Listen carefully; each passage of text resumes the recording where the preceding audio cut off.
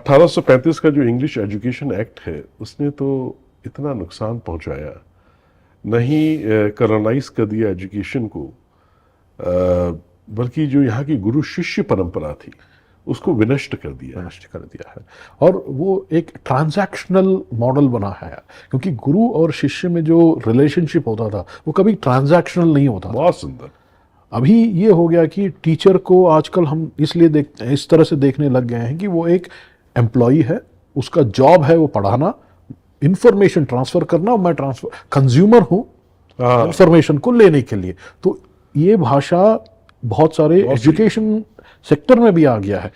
Students को consumer बोला जाता है, टीचर वो हो गया, तो कंज्यूमर तो इज अ किंग, क्लाइंट है। क्लाइंट है, उसको तो आपको ऊपर रखना चाहिए। अब हमारे यहाँ ऐसा नहीं था। बिल्कुल। तो वो गुरु शिष्य परंपरा का ये रिलेशनशिप हो ही नहीं सकता है।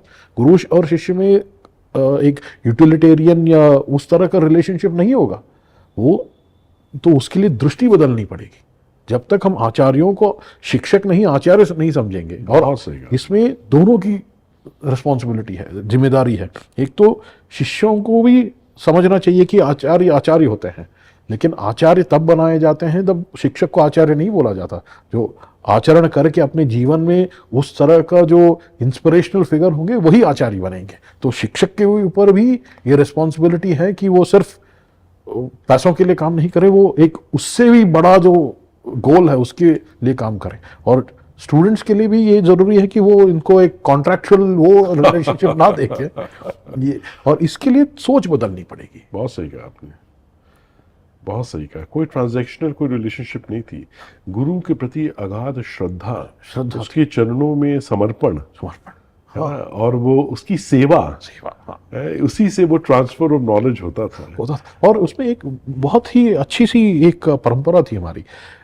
किसी को गुरु करने बोलने से पहले इस शिष्य को पूरा अधिकार रहता था कि गुरु को परख ले, कितने भी परीक्षाएं, और गुरु का रिस्पॉन्सिबिलिटी दायित्व ये रहता था कि उन सब से निखर कर वो उभर कर आए। लेकिन एक बार जब शिष्य ने किसी व्यक्ति को गुरु मान लिया तो पूरा समर्पण होता था। बहुत सही। तो ये विवेक और श्रद्धा दोनों मिलकर चलते थे।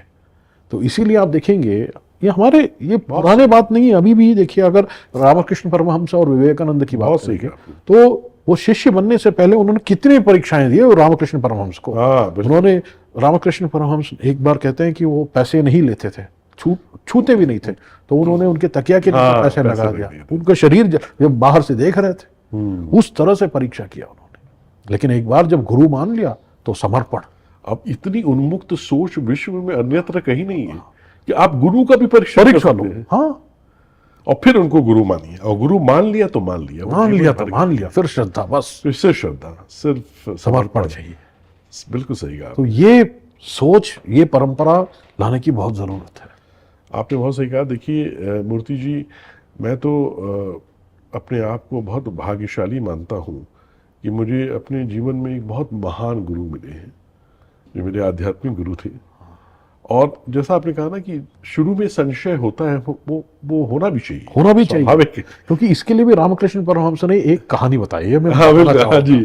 उन्होंने एक बार उनके साथ जो शिष्य थे उन्होंने बताया कि गुरुजी बहुत सारे ढोंगी गुरु होते हैं, क्योंकि होते थे, उसके पास अगर कोई शिष्य जाएगा तो क्या होगा। तो उन्होंने बोला चलो चलते हैं। नदी के पास जा रहे थे नहाने के लिए, तो वहां देखा कि एक बहुत बड़ा मेंढक था और छोटा सा सांप था। उसने इस मेंढक को उगलने की कोशिश किया, तो उसके मुंह में फंसा हुआ था। अब बात ऐसी थी कि वो सांप छोटा था, अब मेंढक बड़ा, ना तो ये सांप के अंदर जाएगा और वो ना सांप इसको छोड़ेगा। तो नहाकर वापस आ रहे थे तो भी ये देख रहे थे।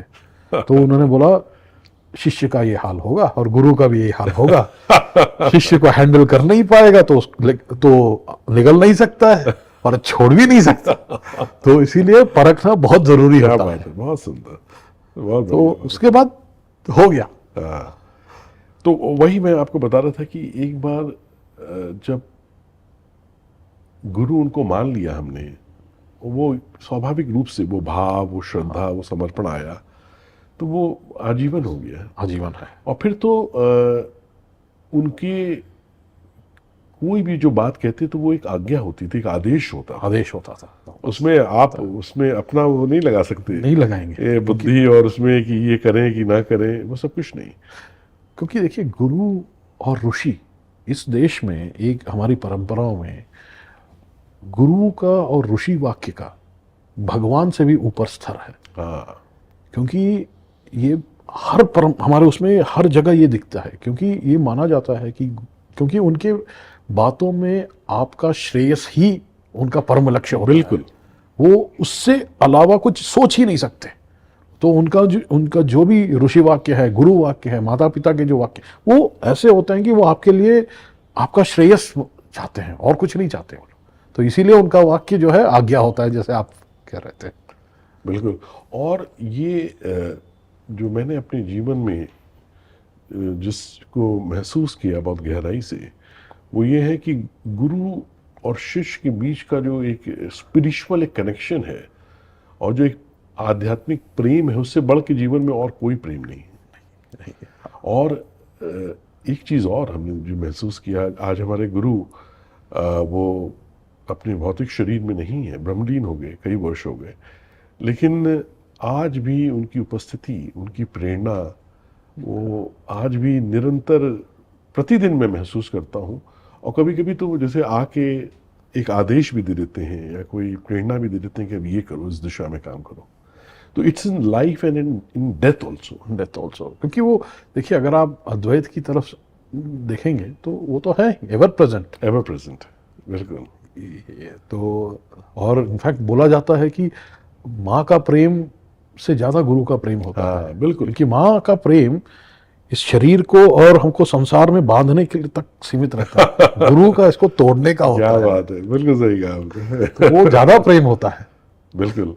तो ये जो हम लोग कर पा रहे हैं, जो प्राच्यम का एक रिवॉल्यूशन शुरू हुआ, ये मैं हमेशा कहता हूँ कि गुरु कृपा से हुआ। उन्हीं की कृपा से, उन्हीं की प्रेरणा से, उन्हीं के आदेश से हम भी अमेरिका से वापस भारत आए और ये संकल्प लेके आए कि उनका आदेश था कि भारत के लिए फिल्में बनानी है, भारत की संस्कृति पे आधारित फिल्में बनानी है, और वही हमने शुरू किया और इतना अच्छा कर रहे हैं। और वही तो उनको उनके बस आदेश पे चलना मात्र है, बाकी मार्ग प्रशस्त तो वही लोग करते हैं। वही हो जाता है। वही मैंने अपने जीवन में इसको अनुभव किया।